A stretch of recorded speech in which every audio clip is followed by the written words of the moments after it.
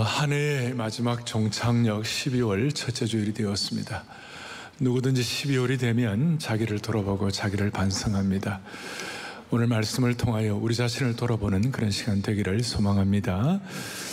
오늘 말씀은 특별히 깊이 있는 신앙생활, 또 영적인 돌파구가 필요하다고 생각하는 분들, 또 주님을 전심으로 따르기를 원하는 분들을 위한 말씀이 되었으면 좋겠습니다. 제가 지금 부흥 시리즈를 시작하고 있는데, 부흥 시리즈, 회복을 넘어 부흥 시리즈를 하고 있는데, 마음속에 제가 기도하는 것은 뭐냐면, 하나님 아버지, 한국교회에 다시 한번 제4의 부흥이 일어나게 하옵소서. 제4의 부흥이 무슨 말이냐? 한국교회 제1의 부흥은 여러분 잘 아시는 대로 1907년도에 평양 대부흥이었습니다. 평양 대부흥, 놀라운 부흥 때문에 일제 일본 식민지 36년 동안의 그 엄혹한 시기를 지날 수가 있었습니다.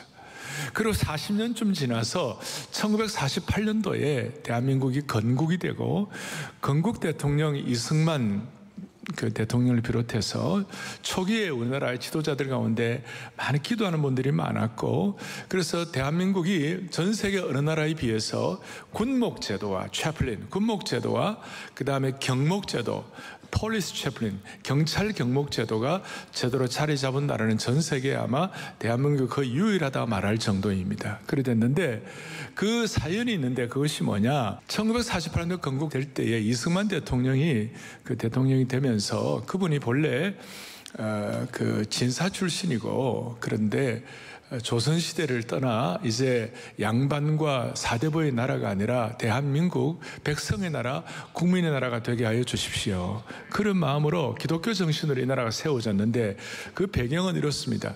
이승만 대통령이 그 감옥에서 고종 폐위 이런 정치적인 문제로 사형 선고를 받고 감옥에 가 있었는데, 그 감옥에 가 있는 이승만 대통령을 선교사들이 그 재능을 굉장히 귀하게 여기고, 저를 죽으면 안 되는데 하는 그런 마음으로 고종에게 탄원서도 쓰고, 그 다음 감옥에 있는 이승만 대통령에게 성경을 넣어줬어요. 그러던 그가 감옥에서 성경을 읽다가 불을 받아가지고 하나님 말씀을 깨닫고 성경을 읽다가 회심하게 되면서 이런 기도의 제목을 한 거예요. 하나님 아버지, 나의 영혼을 구원해 주신 것처럼 이 민족을 구원하여 주십시오. 참 기가 막힌 기도예요. 감옥에 있으면 이제 나가가지고 내 좀 편하게 해달라고 그러고, 좀 자기가 좀 이렇게 뭔가 이렇게 안정적인 거, 자기 개인 기도를 하면 좋은데, 그게 아니라 나의 영혼을 구원해 주신 것처럼 이 민족을 구원하여 주옵소서. 사람이 더 완벽할 수는 없지만 그때 이승만이 하는 이 기도는 참으로 소중한 기도인 줄로 믿습니다. 그래서 이 기도를 응답하시고, 아까 말씀한 대로 6.25의 그 참 질곡을 이겨내게 하시고, 그리고 40년쯤 지나서 1980년대 들어와가지고 우리나라에 놀라운 부흥이 일어났습니다. 70년대 그 엑스폴로, 빌리그람 대회, 그리고 또 이런 그 전도 집회와 80년대 복음화 대성회, 이런 걸 통하여 한국이 굉장한 이런 복음의 역사가 일어나기 시작했는데, 오죽한 80년대 중반, 후반, 90년대 초반에는 이 나라가, 이 강남은 다 예수 믿는 거 아닌가? 별로 안 놀라시고, 싸요. 강남은 다 예수 믿는 거 아닌가? 이렇게 할 정도로 대단한 일이 일어나서 강남에서 그때 목회하시는 분들이, 이러다가 우리나라 50%, 60%가 다 그리스도인 되는 거 아닌가 이래 싶었는데, 좀 이렇게 저희들이 좀 더 잘 하지 못해서 지금 이제 이 정도로 돼갖고, 제1의 부흥, 제2의 부흥, 제3의 부흥이 일어났는데, 다시 한번 40년 주기로 지나서 2020년도 이쯤에 하나님 우리 모두에게 은혜를 베풀어 주심으로 말미암아 아버지 하나님 제4의 부흥이 일어나게 하여 주십시오. 제가 이런 부흥 메시지를 전하는 이유는, 마귀가 부흥을 제일 싫어해요. 마귀가 한국교회 부흥하는 걸 제일 싫어하는 거예요. 그런 차원에서 이 회복을 넘어 부흥 시리즈는 마귀를 향한 선제 공격이 되는 것이에요. 이 부흥 시리즈를 가지고 마귀를 향한 선제 공격을 할 수 있기를 바랍니다. 무슨 말이냐? 제3차 산업혁명, 인터넷까지, 정보시대까지는 우리가 많은 어려움을 겪고 한국교회가 인터넷 통해서 방어하느라고 전전긍긍하고 그랬는데, 이 시대는 이제 우리가 기도의 지팡이, 그 다음에 부흥의 지팡이를 들고 마귀를 향한 선제 공격을 하고, 그래서 오늘 이 부흥 시리즈가 우리 한산 대첩되는 것처럼 영적인 부흥의 대첩이 되게 하여 주십시오. 여러분, 이제는 적당히 해서는 안 됩니다. 이제는 적당한 것 갖고는 해결이 안 됩니다. 이제는 정면 돌파 정도 갖고는 안 되고 무한 돌파를 해야 되고 무한 격파를 해야 되는 것이에요. 제가 늘 말씀한 대로 신앙이라는 것은 의존과 순종의 관계를 통하여 하나님의 무한하신 자원에 참여하는 것입니다. 무한 지평을 열어야 되는 것입니다. 무한하다, 무한 돌파를 한다, 무한하신 하나님의 자원에 참여한다, 이런 내용들은 이 땅의 용어가 아니에요. 이것은 하나님적인 것이고, 이건 천국적인 용어이고 하나님의 용어가 되는 것입니다. 무한하다는 말은 우리 피조물에게는 적용될 수 없는 말씀이에요. 그래서 오늘 여러분들이나 제가 이 무한하신 하나님의 말씀 안에 들어가면, 창조주신 하나님의 무한하신 은혜에 들어가게 되면 하나님의 무한성을 체험하게 되는 것이고, 부흥 대첩을 위한 우리의 참 역할을 감당하게 되는 것입니다. 오늘 말씀에 무한하신 자원 앞에 우리 모두가 들어가서 하나님의 심정을 깨닫기를 바랍니다. 오늘 출애굽기 32장, 제가 창세기를 통한 부흥 정리를 했고 출애굽에 들어와 가지고 하나님 아버지, 이 출애굽기의 부흥은 어떻게 일어나면 좋습니까? 오늘 본문에 보면 1절부터 6절까지 이런 내용이 나와 있습니다. 1절에 백성이 모세가 산에서 내려옴이 더딤을 보고. 무슨 말입니까? 모세가 하나님의 말씀을 받기 위해 시내산에 올라갔습니다. 올라갔는데 한 달 동안 아무런 소식이, 한 달이 넘었는데 소식이 없는 거예요. 그래서 백성들 입장에서는 우리 지도자인 모세가 저리 올라갔는데 행방불명된 거 아닌가? 모세가 죽었으면 어떡하지? 모세가 사고가 일어나면 어떻게 하지? 사람들은 일주일쯤이면 내려올까 이렇게 생각을 했는데 40일이 되어도 안 내려오니까 행방불명된 모세를 수색하고 수색대를 보내고 싶었는데도 시내산 꼭대기에 영광의 구름기둥과 구름과 불이 둘러싸고 있으니까 그 하나님의 어미하심 때문에 감히 올라갈 수가 없었어요. 모세의 시종으로 올라갔던 여호수아도 산 위에는 올라갈 수 없고 산 기슭에 있었다 나와 있어요. 산 위에는 올라갈 수가 없었어요. 이 시간 모세는 하나님과 대면하고 있고 하나님의 말씀을 받는 시간이었는데 그 시간이 한 40일 정도 걸렸어요. 그런데 시내산 안에서는 무슨 일이 벌어졌는가? 모세는 시내산 위에서 하나님의 영광을 보고 있었는데 시내산 안에서는 육신의 시간을 보내고 있는 거예요. 무슨 일이 벌어졌습니까? 모세가 내려오지 않자 사람들이 불안해가지고 나름 우리가 언제 좋았는가, 과거에 애굽의 문화적으로 애굽의 어떤 그 오염되었던 애굽의 어떤 그런 생각들이 기억나면서 애굽의 노래, 애굽의 노예로 있을 때 배웠던 어떤 애굽의 신을 섬기며 불렀던 어떤 그런 그 춤추고 이런 것들이 생각나가지고 애굽의 예습관을 이렇게 끌어낸 거예요. 그리고 모세의 형 아론을 찾아갔어요. 아론에게 믿을 수 있는, 눈에 볼 수 있는 신을 좀 만들어 달라고. 자, 그래서 아론이 그렇게 하니까 아론이 그들에게 이르되 너희의 아내와 자녀의 귀에서 금고리를 빼어 내게로 가져오라. 백성들이 아론에게 금고리를 빼어 가져다 줬습니다. 그 갖다 주니까 4절을 앞에 보니까 아론이 그들의 손에서 금고리를 받아 부어서 거푸집을 만들고 조각칼로 새겨 가지고 송아지 형상을 만들어 소위 금송아지를 만들었죠. 아마 애굽에 400년 동안 애굽의 소를 신처럼 섬기니까 그런 영향이 있었던 것 같아. 그리고 4절 뒤에 그들이 말하되 이스라엘아 이는 너희를 애굽 땅에서 인도하여 낸 너희의 신이로다. 이 말이 됩니까 이게? 너희를 애굽 땅에서 인도하여 낸 너희의 신이로다. 이게 이제 문제가 뭐냐면 앞에 출애굽기 20장에서 하나님께서 이스라엘 백성에 10계명을 주는 거예요. 10계명의 제1계명이 뭡니까? 나 외에 다른 신들을 내게 뭐예요? 두지 말라. 제2계명이 뭡니까? 너희를 위하여 뭐예요? 우상을 만들지 말라. 그거 절하지도 말라. 문제가 뭐냐면 제1계명은 믿어요. 하나님 믿는 거 믿어요. 여호와를 섬긴다 그러는 거예요. 그러면서도 2계명 우상을 또 만들고 우상을 섬기는 거예요. 제1계명을 믿으면서도 2계명을 어기고 있는 거예요. 그리고 6절에 보면 무슨 일이 벌어지는가? 이튿날에 그들이 일찍 일어나고 번제를 드리며 화목제를 드리고 백성이 앉아서 먹고 마시며 일어나서 뛰놀고 춤을 췄어요. 이방신들을 섬기는 그 어떤 그 형태를 그대로 또 다시 갖고 온 거예요. 번제를 드린다 그러면서도 우상을 섬기는 것이 난리가 난 거예요. 이 백성들이 왜 그랬을까? 저희들 입장에서 볼 때 모세가 없던 40일은 긴 시간이었습니다. 리더가 부재한 40일 동안, 지도자가 없는 동안에 무슨 일이 벌어졌습니까? 40일 동안. 여러분, 40일 동안 주일 예배 드리지 않으면 무슨 일이 일어날까요? 여러분, 40일 동안 다락방 빠지면 무슨 일이 일어날까요? 암예배 때는 난리가 납니다 그랬어요. 40일 동안 40일 동안 영적인 허리띠를 풀어버리면, 큐티하지 않고 아무 주님과의 교제가 없고 40일 동안 지나면 무슨 일이 일어나겠습니까? 40일 동안 빠지면 어떤 일이 납니까? 아마 그냥 방치하면 우리 속에 영적인 잡초가 우후죽순 자랄 수가 있는 것이, 시험 들기 십상이에요. 그리고 영적으로 바로 서 있지 않으면 하나님을 섬긴다고 하면서도 우상을 만드는 것이에요. 그러니까 혼합주의, 혼합적이라는 거예요. 타협하는 거예요. 이스라엘 백성처럼 눈에 보이는 우상을 우리가 만들지 않는다 하더라도 40일 동안 우리가 하나님과 이런 영적 교제가 없이 우리 마음속에 잡초가 자라면 우리의 마음에 하나님이 아닌 다른 것이 자리 잡기 시작하는 것이에요. 분별력이 사라지고 영적 침체에 빠지게 되는 것입니다. 아마도 코로나 기간에 많은 사람들이 그걸 경험했을 것입니다. 그래서 코로나 이후에 마음속에 다들 금송아지 한 마리를 다 가지고 있는 것 같아요. 하나님 믿으면서 금송아지 한 마리를 마음속에 갖고 있는 것, 이건 제1계명을 하나님 믿는다고 하면서도 제2계명을 어기는 것이에요. 마치 주일 예배를 드리고 난 다음 내일은 점집에 가는 거예요. 월요일에 점집에 가는 것과 비슷한 거예요. 이스라엘 백성들 자신은 한 번도 하나님을 버린 적이 없다고 생각했어요. 단지 하나님도 섬기지만 이방신도 함께 섬기겠다.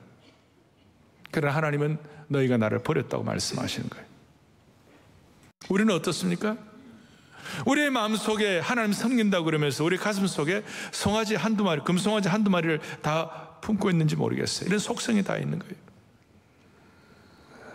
이것이 우리의 참된 부흥을 방해하는 것입니다.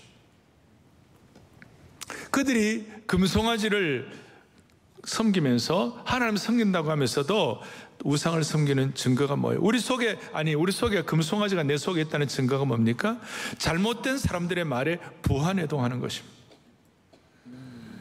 그리고 모세에 대해서 불신을 하는 것이고 믿지 못하는 것이고, 이스라엘 백성들은 부한해동하고 모세를 대신할 다른 리더를 찾으려고 했고, 심지어 아론조차도 분별력이 없어졌습니다. 나중에 모세가 내려와서 아론에게 야단을 치니까 아론이 뭐라고 그러냐면, 금부치를 불에 던졌더니 송아지가 나왔다. 이상한 소리야. 금부치를 불에 던졌더니 송아지가 나왔다. 사실 아론의 입장에서는 모세가 하나님과 40일 동안 만나는 그 중요한 순간에 산 아래서 아론의 입장이라면 적어도 토요 비전 새벽 예배라도 해야 되는 거 아니에요? 하나님 앞에서 모세가 그 말씀을 받는 순간에 밑에서는 모세를 도와줘야죠. 기도의 지팡이라도 들어야 되고 부스러기 은혜라도 받아야 되는데 기가 찬 일을 하는 거예요. 앞에 32장인데 17장에 보면 모세가 지팡이를 들고 산에 올라가니까 아론과 홀이 올라가가지고 같이 받쳐주면서 같이 중보기도하며 승리했잖아요. 그런 경험을 갖고 있는데 모세가 산에 올라가서 밑에서 같이 기도라도 해줘야 되는데 그냥 아론이 그냥 연약해져 버린 거예요. 정말 기가 차는 일이 벌어진 거예요. 이 아론의 잘못 때문에 하루아침에 뒤에 나오죠. 3,000명이 죽음을 당하는 거예요.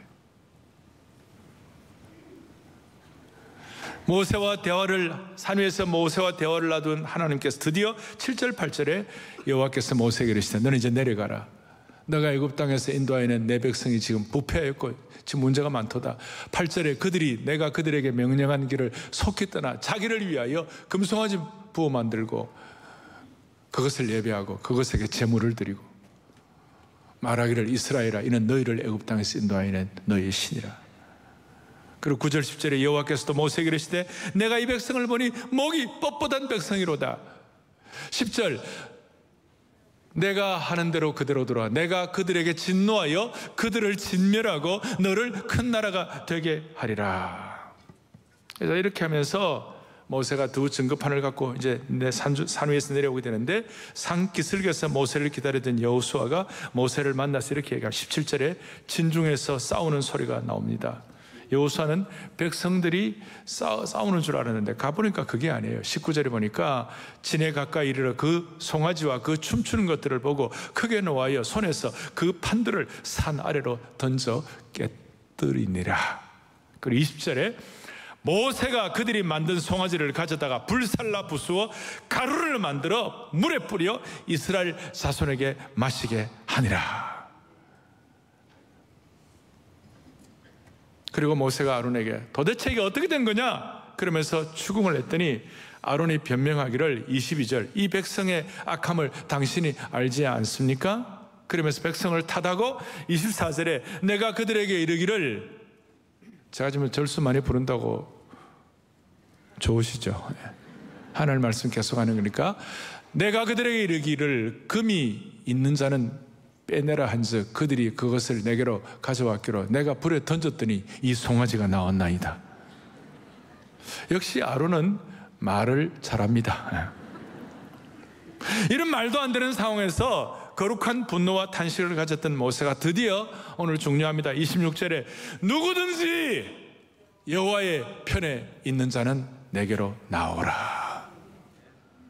오늘 12월 이 중요한 시간에 오늘 주님이 우리에게 한 해를 마무리하면서 한 해를 마무리하는 이 귀한 달에 우리의 마음속에 주님이 주신 음성이 있어야 되는 거예요. 누구든지 여호와의 편에 서는 자는 여호와께로 나오라. 이래. 나오라. 나오라. 26절 뒷부분에 보니까 누가 나오느냐? 레위 자손이 다 모여 그에게로 가는지라. 모세에게로 레위 자손이 나아갔습니다. 그리고 모세는 레위 자손에게 너희는 칼을 들어서 이 끔찍한 일을 모의하고 적극적으로 가담한 사람들을 다 쳐 죽이라. 27절에. 그리고 28절에 보니까 레위족 속들이 백성들 가운데 3,000명 가량 죽임을 당하도록 죽여버렸습니다. 그리고 여호와의 편에 서서 헌신할 레위족 속에 대해서 모세가 29절에 오늘 여호와께 헌신하게 되었느니라. 너희들이 그가 오늘 너희에게 복을 내리시리라. 그 이후에 실제로 레위 지파 사람들은 제사장 가문이 되어가지고 재판하고 율법을 가르치고 예배를 집례하는 특별한 지위를 부여받았습니다. 자, 오늘 여기서 우리는 뭘 어떻게 해야 하나? 여기서 우리는 오늘 이제 송년 정말 12월 첫 주를 맞이하면서 우리의 마음속에 뭘 어떻게 해야 하나? 아니, 한국교회 제4부흥을 위하여 우리는 말씀 앞에서 어떻게 반응해야 할 것인가? 두 가지를. 첫 번째, 아론을 통하여 깨닫는 것이 있고, 두 번째는 모세를 통하여 깨닫는 것이 있어요. 아론을 통하여 깨닫는 것이 뭐냐면 우리 속에 있는 아론의 연약함을 제거해야 하는 것이에요. 아론이 백성들이 자기에게 우상을 만들자고 요구를 했을 때 단호하게 그걸 거절을 못했습니다. 그냥 그대로 받아들이고 타협했습니다. 귀걸이 등의 금 장신구를 가져오라 그래가지고 금송아지 신상을 만들었습니다. 백성들이 이것이 우리를 애굽에서 인도하여 낸 신이라고 말했을 때 한마디도 하지 못하고 말 한마디 못하고 부안해동 해버렸습니다. 한마디로 휘둘렸어요. 21절에 모세가 아론에게 어떻게 백성들이 이 무서운 죄에 빠지겠느냐 책임 추궁을 했을 때 아론은 이런저런 변명을 하면서 자기 합리화와 거짓말과 책임 회피를 해버렸어요. 사실은 2절에 보니까 아론이 그들에게 이르되 4절에 보니까 아론이 그들의 손에서 아론의 가장 큰 문제는 책임을 떠넘기려는 책임 회피의 태도예요. 자기 합리화와 책임 회피예요. 이거는 야비한 것이고 꼭 빌라도를 보는 것과 똑같다는 것이죠. 빌라도는 예수님 이렇게 백성들이 예수님 사형시키라고 예수님 십자가에 못 박으소서 그랬을 때 예수님 조사해 보니까 예수님 아무 죄가 없는 거예요. 그거 다 알면서도 백성들이 그러니까 타협해버리고 그냥 책임 회피하는 거예요. 그러면서 그 물 떠오라 그래가지고 손 씻으면서 나는 여기에 내 이 피해 내는 나는 여기에 책임이 없다. 그런데 책임이 없습니까? 지금도 지난 1600년간 사람들이 사도신경을 외우면서 빌라도에게 고난을 받으시고 그렇게 지금도. 오늘날 우리의 문제가 뭡니까? 오늘 이 사회의 문제가 뭡니까? 우리 속의 연약함의 문제가 뭡니까? 이 시대의 가장 큰 문제 중에 하나가 책임 회피입니다. 내가 언제 책임 회피했느냐 이런 질문을 할 수 있는데 이 책임 회피의 다른 표현이 뭐냐? 남 탓하는 것입니다. 남 탓하는 것에서 교묘한 자기 합리화가 일어나는 것입니다. 우리 사회가 한국 교회와 오늘 이 시대가 제4의 부흥이 일어나기를 참으로 소망한다면 잘못된 자기 합리화와 책임 회피, 남 탓의 문제가 사라져야 한다고 믿습니다. 사실 지도자 아론은 백성들이 우상을 만들자고 했을 때에 우상 숭배는 백성들의 운명을 끝장낼 수 있는 무서운 죄라는 걸 알고 있었는데도 불구하고 책임 회피한 것이, 부안해동한 것이.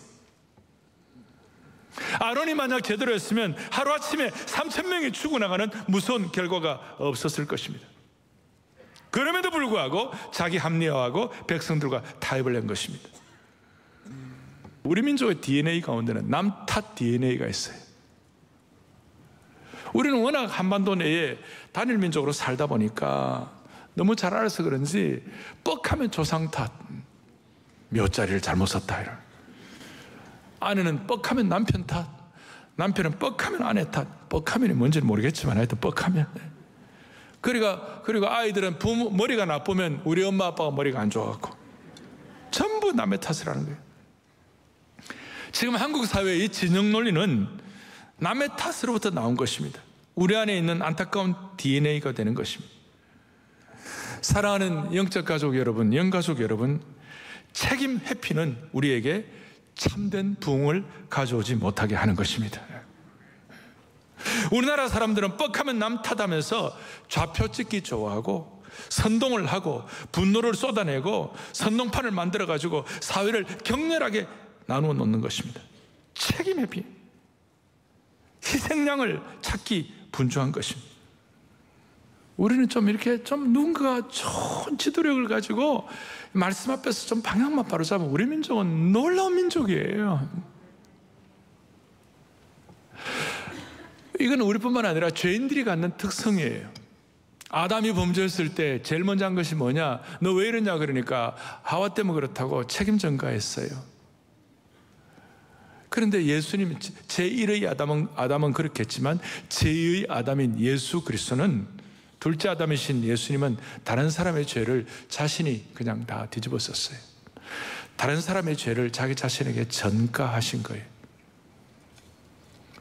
책임 회피가 만연한 사회, 남 탓하고 좌표 찍기 좋아하는 사회 가운데 우리는 신앙 외에는 다른 길이 없다는 걸 믿으셔야 되는 것이에요. 남 탓하는 책임 전가의 DNA 대신에 다른 사람의 죄를 자신의 문제로 인식하고 해결하려는 영적 이 복음의 속죄의 DNA를 우리가 회복해야 하는 것입니다. 이런 남 탓이 아니라 자기의 문제로 알고 나가는 이 속죄의 은혜가 있어야 부흥이 일어나는 것이에요. 다니엘도 기도할 때마다, 다니엘은 잘못한 거 없었어요. 다니엘은 부정한 거 없었어요. 그런데도 불구하고 전혀 틈을 찾지 못할 정도로 완벽한 사람이었어요. 근데 다니엘은 늘 기도할 때 주여 우리의 죄, 나의 죄, 우리의 죄를 용서해달라고, 우리가 범죄했다고 범죄한 자들과 자신을 동일시한 것이죠. 대한민국은 책임 전가하는 DNA를 해결하지 않고서는 부흥이 올 수가 없는 것입니다. 그러니까 우리 속에 있는 아론의 남 탓하는 연약함, 책임 회피하는 연약함, 혼합주의적 연약함을 주님이 극복시켜 주시기를 원하는 겁니다. 두 번째는 이 모세를 적용해야 되는데, 모세 프린시플이 있어요. 오늘 모세는 놀라운 일을 하고 있는 것입니다. 자, 10절에 보니까 하나님은 지금 모세에게 그런즉 내가 하는 대로 두라, 내가 그들에게 진노하여 그들을 다 진멸하고 너로 큰 나라가 되게 하리라. 그렇게 하면 웬만하면 하나님 정말 잘 보셨네요, 이것들 다 싹싹리하고 우리나라로 저로 하여금 저희 자손 우리 가족으로 하여금 새롭게 이 나라를 펼치는 것이 좋겠습니다. 이렇게 반응할 수 있을 텐데 모세는 하나님의 심정을 알았어요. 하나님이 이 백성을 다 멸하리라고 하지만 내가 정말 너무 아깝다. 이 백성 멸하면 안 된다. 이 백성 죽으면 안 돼. 이 백성 잘못되면 안 된다 하는 건 하나님의 본심을 겉으로 드러나는 것이 아니라 하나님의 본심을 모세가 알고 있었기 때문에 12절 주여 이 맹렬한 노를 그치시고 뜻을 돌이키사 주의 백성에게 이 화를 내리지 말아 주옵소서. 하나님의 그 안타까운 심정을, 하나님은 백성들 다 죽이는 것이 하나님의 목표가 아니에요. 백성들 다 멸하는 것이 하나님의 목표가 아니에요. 백성들이 다시 돌아오는 것이 하나님의 목표인 것이에요. 이 12월 이 한 해 종착역 마지막 달에 우리의 연약하고 부족한 것이 있으면 그냥 나가 떨어지지 말고 주님 앞에 다시 돌아오는 것이 중요한 것이에요. 자, 심지어 모세가 하나님의 심정을 깨닫고 무슨 얘기까지 했느냐? 오늘 32절 요절 같은 말씀입니다. 뭐라고 되어 있습니까? 그러나 이제 그들의 죄를 사하여 달라고요. 그렇지 아니하시면 원하건대 주께서 거룩하신 책에서 내 이름을 지워버려 주옵소서. 아니, 이런 기가 막힌 기도를 하는 거예요. 생명책에서 제 이름을 제거하더라도 이 백성을 살려주옵소서. 민족의 문제를 앞에 놓고 책임의 피가 아니라 민족을 향한 속죄의 제물이 되겠다. 아론을 통하여 우리의 연약함을 극복해야 한다면 특별히 모세를 통하여 우리가 뭘 깨달아야 하는 모세처럼 속죄의 제물이 되게 하여 주십시오. 속죄의 제물. 특히 오늘 주목할 것은 30절에 이튿날 모세가 백성에게 이르되 너희가 큰 죄를 범하였도다. 내가 이제 여호와께로 올라가노니 혹 너희를 위하여 속죄가 될까 하노라 하고, 여기에 모세가 속죄가 되겠다는 이 말의 본뜻은 뭔가 하면 모세가 제물이 되겠다 그 말이에요. 이스라엘 백성들이 제물이 될 때는 양과 소의 피를 흘리는 것입니다. 양과 소의 각을 뜨는 것입니다. 뼈를 발라내는 것입니다. 피를 흘리는 것입니다. 그런 것처럼 주님, 내 몸을, 내 뼈를, 내 자신의 삶에 각을 뜨고 내 몸에 피를 흘려가지고 주님, 내가 속죄물이 되겠사오니 이 민족을 불쌍히 여겨 주십시오. 자기를 죽이는 것이었습니다. 저를 백성을 위한 피의 제물로 바치오니 주님 받아달라는 것입니다. 그래서 이것 때문에 성경 전체를 보면 모세를 예수님의 모형 중에 한 분이라고 말하는 것이에요. 속죄물이 되게 하여 주십시오. 자신을 드리겠다는 모세를 보시고 하나님께서는 감동받으셨습니다. 제 자신을 드립니다. 기꺼이 제 이름을 생명책에서 제거된다 할지라도 그들의 죄를 사하여 주옵소서. 이걸 나중에 바울도 동일하게 깨닫고 로마서 9장에 보면 바울이 뭐라고 얘기하느냐, 나의 형제 곧 골육의 친척을 위하여 그들이 구원받는 일이 된다면 내 자신이 저주를 받아 그리스도에게서 끊어질지라도 원하는 바로라. 오늘 모세가 말한 내가 속죄물이 되겠다는 그 생각과 잇닿아 있는 것입니다. 남 탓하는, 책임에 피하는 이 질풍노도의 시대 앞에, 좌표 찍는 시대 앞에 우리도 한 번쯤은 모세처럼 남 탓하는 것이 아니라 나를 피의 제물로 바치겠다는 영적인 결단과 일사각오의 정신을 우리 한번 회복시켜 주시기를 원하는 것이에요.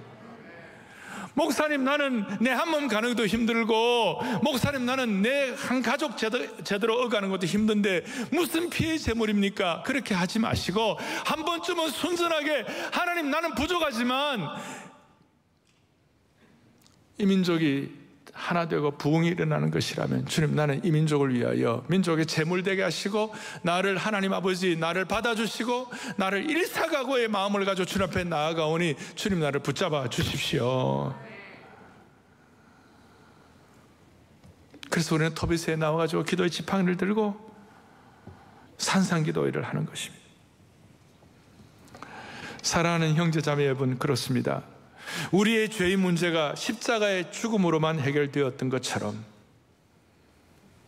우리 사회에 치유 불가능한 것처럼 보이는 남 탓하는 이것은 피의 복음으로만 해결할 수 있다는 것을 믿으셔야 하는 것입니다. 우리의 갈등, 사회의 갈등은 점점 심화되고 있습니다. 진영 논리와 이념 갈등의 깊은 골은 이제는 성별을, 이제는 세대, 이제는 빈부까지도 다 갈등의 기름을 붓고 있는 것입니다. 빈부차, 성별.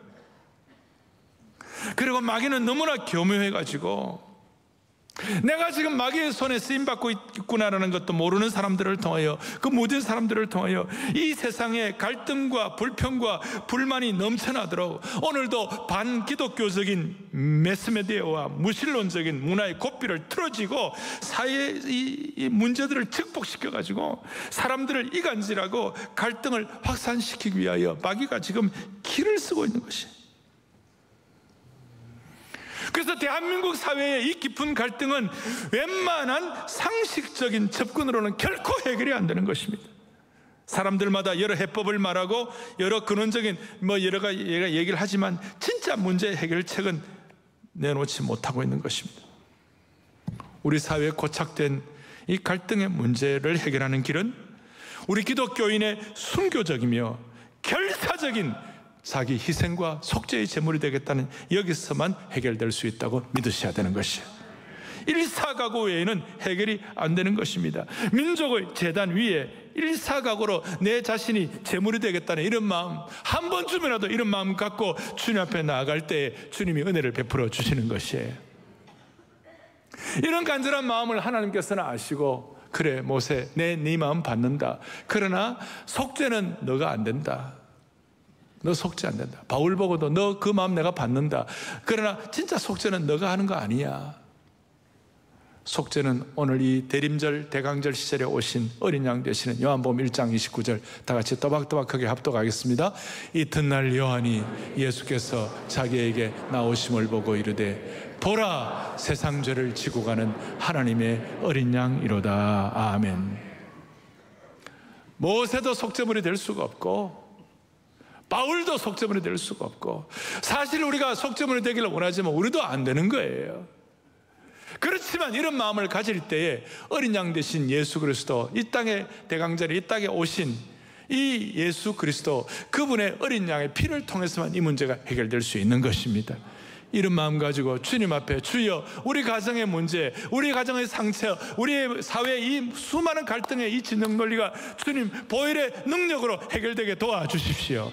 진심으로 마음에 소원을 하는 것이에요.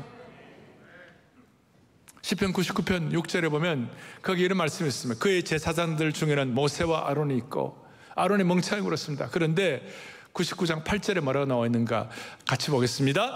여호와 우리 하나님이여, 주께서는 그들에게 응답하셨고 그들의 행한 대로 갚기는 하셨으나 그들을 용서하신 하나님이시니이다. 그들의 행한 대로 3,000명이 죽었습니다. 아론의 잘못으로 문제가 있었습니다. 그러나 우리 위대하시고 영광스러운 하나님께서는 그들을 용서하신 하나님이신 거예요. 오늘 이 마음의 소원을 가지고 우리가 어느 편에 서 있는지, 우리가 지금 누구 편에 서 있는지, 아론의 나약함과 연약함과 책임의 피 정리하고 모세처럼 주님 이 민족을 향한 속죄물이 되게 하여 주십시오. 내가 감히 이런 기도 제목을 내세울 수 없는 형편이라 할지라도 간절한 마음을 내세우시면, 간절한 마음으로 집중하시면 어린 양의 피의 역사가 우리 가운데 나타나게 될 것입니다. 오늘 이 자리에 계시는 사랑의 교회에 속한 여러 공직자들, 고위공직자들, 사랑의 교회 많은 전문인들, 사회 지도자들, 또 우리 가정을 억압하는 우리 부모님들, 자녀들, 우리 다 함께 이 연말에 다시 한번 이 민족을 향한 피의 속죄물이 되기를 원하는 소원을 주셔서 피의 속죄물이 되겠다는 그런 공직자 되게 하시고, 그런 일터의 일꾼 되게 하시고, 그런 가정의 참 남편과 아내가 되게 하시고, 공부하는 자녀들 되게 해주셔서 반드시 한국교회 40년 주기로 다시 한번 제4의 부흥을 허락해 주시기를 소망합니다. 소망합니다. 찬송가 주 달려 죽은 십자가 우리가 생각할 때 세상에 붙은 욕심을 헛된 줄 알고 버리네. 4절에 보면 온 세상 만물 가져도 주 은혜 못다 갚겠네. 그 다음에 가사가 놀라운 사랑받은 나 몸으로 재물 삼겠네. 주여, 모세처럼 시대 앞에 피의 속죄물이 되기를 원합니다. 그런 마음의 소원을 가질 때에 우리 속에 있는 잘못된 DNA들이 치유되고 정리되고 시대 앞에 쓰임받도록 만들어 주실 것입니다.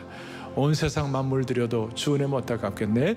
온 세상 만물 가져도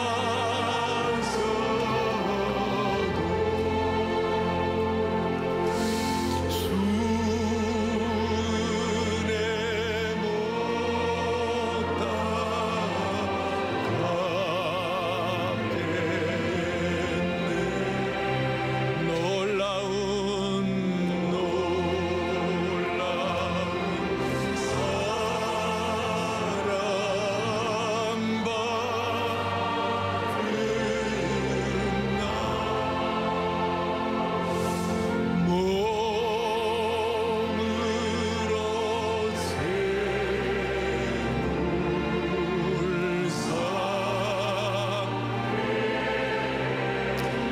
손을 주님 앞에 펼치시고 놀라운 사랑, 놀라운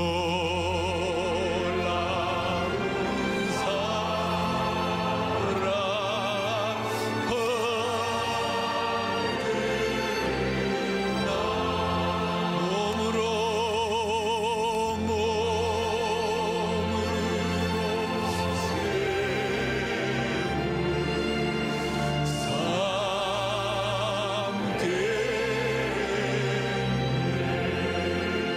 아멘. 가슴에 손을 얹겠습니다. 하나님 아버지, 오늘 주님의 심정을 깨닫는 귀한 말씀 주신 은혜를 찬양과 감사를 올려드립니다. 주님, 우리가 신앙생활 연조가 깊어지면서 부지불식간에 우리도 모르게 우리 마음속에 들어온 금송아지가 있다면 이 시간 하늘의 불을 내려주셔서 그 모든 혼합주의적인 것들이 깨끗이 태워지게 하여 주시기를 원합니다. 아론처럼 자기 합리화하고 남 탓하고 책임 회피하는 이 모든 나약한 그리스도인의 자세가 해결되게 도와주시옵시고, 모세처럼 새로운 영적 원리를 가지고 목자의 심정을 가지고 내가 이 시대의 속죄물이 되겠다는 그런 간절한 마음으로 예수님의 피의 속죄물을 깨달은 그런 은혜를 깨달은 하나님의 백성으로 부흥의 전사들이 되게 하여 주시옵소서. 그리하여 다시 한번 한국교회의 제4의 부흥을 허락하여 주옵소서. 우리 주 예수 그리스도를 받들어 간절히 기도 올리옵나이다. 아멘.